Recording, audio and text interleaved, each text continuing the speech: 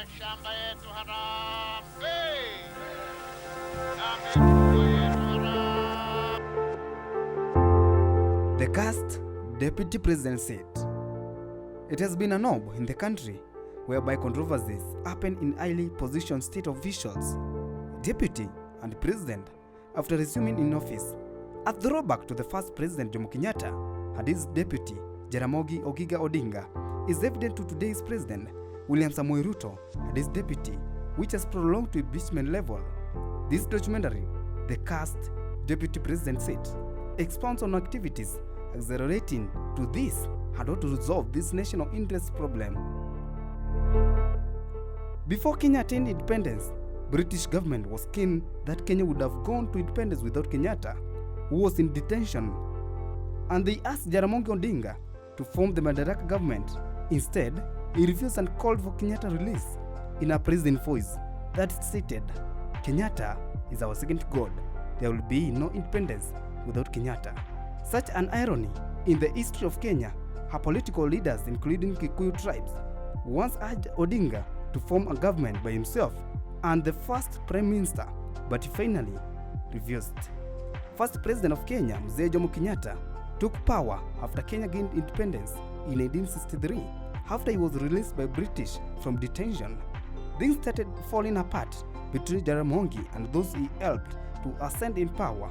In his view, Kenyatta and those around him began betraying the ideals and objective of independence. The romantic idealist was at work again. He dreamt of a country with wealth would be distributed among people, where government would focus on the welfare of the citizens, providing free education and health care. Jomo and those around him seemed more concerned about creating an exclusive normal African class to Kenyans. In this, they had useful and more competent Thomas Joseph Boya. Boya assisted Kenyatta to make Odinga a magical player in Kenyan politics. Now the opposite happened. Odinga, who was praised as no Uhuru without Kenyatta, turned to great man how to grab power by whatever means. Despite accusations, he had faithful allies in Bildad Kagia and Kungu Karuba, both Kikuyu leaders who had been jailed with Kenyatta. Kagia was later detained following disruptive activities that came in wake of the Boya assassination in July 1969, where Odinga led protests against Kenyatta in Kisumu, causing a high number of deaths. These disagreements went on until the death of Jomo Kenyatta on 22nd August 1978, who secretly appointed Daniel Arap Moi as the second president. This case of history repeating itself, a deja vu of Moi tribulations with the state house elites around Jomo, who could not accept a person outside the right ethnicity would succeed Mzee. Despite the challenge, Moi reigned kicked with a good relationship with his vice president. The first years of Moi reign were a consensual one. He made expansive and expensive commitment. Almost everyone seemed to be doing well. No one had a basis for complaint. By 1980, however, the economy had begun to turn sour. The heady revenues of the coffee bomb were long past, but the financial commitment they had encouraged remained. The world economy took a decided turn for the worse, and Kenya reeled in response. Local business were no longer prospering, and this upset the Kikuyu, who owned the largest number of them. Government expenditure had to be severely cut at the end of 1981-82 financial year, disturbing all who depended upon it. In the spring of 1982, he pushed through Parliament a constitutional amendment to make Kenya a one-party state. Although the country had in practice only one party since 1969, many leaders were privately recruited. That was being made difficult. Moi's governing coalition was showing signs of this significant weakness. First, it is possible that a group of conservative Kikuyu army officers were planning a coup as well. These men were not going to let a more ethnic group of radicals take over as they put down the Air Force coup. But the action prevented the acting to take power themselves. If the army had moved fast, it is likely that it would have been succeeded. It is clear from public statements Moi made in the months leading up the coup attempt that he had been aware it was coming. Moi evidently believed that Charles Jojo was involved in some way with the various plans to overthrow him. Although the allegations has never been proved, Jojo was forced out of the cabinet and the parliament in mid-1983. Politicians scrambled all over one in their attempts to dissociate themselves from him and to affirm their loyalty to the president. Moi Kibaki had been transferred from the Ministry of Finance to the emasculated Ministry of Home Affairs in early 1982. He was clearly in disfavor with the president as well. In 1988, Moi replaced him as vice president with Joseph Karaja, a minor Kikuyu politician and former head of University of Nairobi. Then in 1989, the Ministry of Finance Saitoti, a Masai, was made vice president. Not only was Jojo, a man who had seemed second in influence all to the president, gone, suddenly the government lacked any Kikuyu in its influential inner circle. Those political forces that could oppose Moi had been rated. In relative terms, Moi was stronger politically, but on an absolute scale, his base of political support had declined. Moi also sacked its long-serving vice president George Saitoti in a move seen to be linked to wrangles within the ruling party over who will be the presidential candidate in elections. Saitoti had publicly disagreed with Moi's choice of selecting Uhuru Kenyatta as preferred successor. The third president of Kenya, Moi Kibaki, was also demoted as vice president in Moi tenure.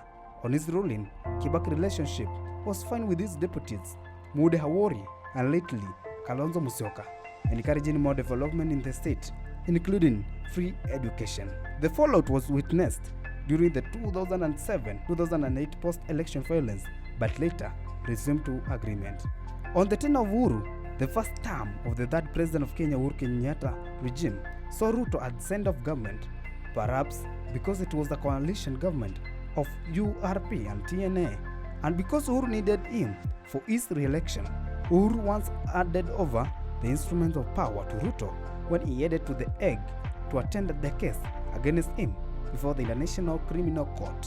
The Building Bridges initiative was birthed by the 2017 handshake of Uhuru and opposition leader Raila Odinga to save the country, which was falling apart after the latter saw himself as the people present following both presidential election. It has achieved the purpose of teaming Raila and allowing Uhuru to finish his term with less turbulence. The unclenching of fists by the two leaders and the BBI process openly excluded Ruto. Apart from Jaramogi Odinga, who took on his tormentors head on from January 1965 to April 1966 when he threw in the towel, no other vice president has staged a formidable fight to save his place as Dr. Ruto did. By then, Deputy President William Ruto came under fire from the Kikuyu Council of Elders for attacking President Uhuru Kenyatta. The elders are on record, led by Wachira Wakiango and Ndungu Waithuma, also known as Kiama Kiama, said that DP is too ambitious in his presidential bid. Chairman Kiango said Ruto's pursuit for powers is soaring and he risks being cast if he continues attacking Uhuru and his mother, Mama Ngina Kenyatta. Of late, Deputy President William Ruto sounded like an injured tiger, angry and cornered, and willing to fight those determined to attain his political goals. His only defense was that his position as DP is protected by the Constitution. Although he seemed to have lost his place within President Uhuru Kenyatta in a circle, whereas the presidency is open to any qualified person in a democratic society like ours, the deputy president may naturally feel entitled to inherit his boss job. But this is not always the case, and besides, hardly do kings entertain the talk of succeeding them while they are alive. They tend to immortalize themselves. Ruto seemed to have made peace with the fact that his boss may never support his candidate in the August 2022 election, at least not now. It is not the first time that a vice president or deputy president has found himself in a similar predicament due to succession wars. President Uhuru Kenyatta officially endorsed the ODM leader Raila Odinga for the presidency while addressing delegates of the Mount Kenya region. Uhuru urged his community to back Raila's bid, saying he has the best interests for the country. This has been echoed by his allies and Mama Ngina Kenyatta in the coming election 2022. Njia ya kuokoka ni baba. Nawaambia. William Ruto won the election ahead of the state-supported Raila Odinga. After Ruto's fell out with Uhuru, he commenced creating his political base, forming the United Democratic Alliance UDA together with running mate Rigathi Gachagua. Under the same unity and strategy, they spearheaded the bottom-up slogan, which encouraged popularity, giving Raila's coalition Azimio la Umoja One Kenya Alliance a high competition. After assuming to office, Gachagua explained that no one can split their relationship with President Ruto, months after the opposition party had arranged for protests in the country, which were against the Ruto government. Early this year, Gen Z held the National Anti-Finance Bill demonstration, which fostered a handshake between the government and the opposition. Gachagua had been publicly claiming that the government is a company and only the shareholders will benefit, and that tracking Raila in the government of the two was ill to his word. From this day, the unexpected happened. Gachagua was excluded in the government meetings, even in the presidential absence. The phrase of "Usiguze Mlima" among the stated violation of citizen resources made it worse until a motion of impeachment was tabled by Kibwezi West MP Mwangi Mutuse. 281 MPs, 14 years in support for the impeachment and tabling in Senate.